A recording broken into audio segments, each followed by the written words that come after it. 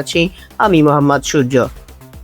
টরন্টোর BMO ফিল্ডে আজ স্বাগতিক কানাডার মুখোমুখি হয়েছিল বসনিয়া ও হার্জেগোভিনা। ঘরের মাঠে কানাডার দর্শকদের উন্মাদনা ছিল চোখে পড়ার মতো, কিন্তু খেলার শুরুতেই দ্বিতীয়ার্ধে মাঠে নেমে মারিয়া হয়ে খেলতে থাকে কানাডা।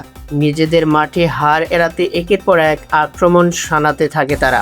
অবশেষে অপেক্ষার অবসান ঘটে ম্যাচের ৭৮ মিনিটে।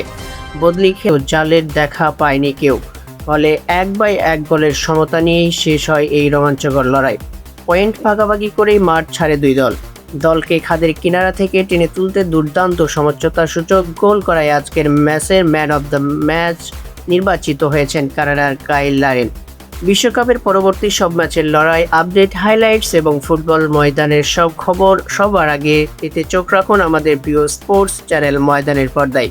ভিডিওটি ভালো লাগলে লাইক ও শেয়ার করতে ভুলবেন না। আজকের মতো এখানেই বিদায় নিচ্ছি, খেলার সাথেই থাকুন।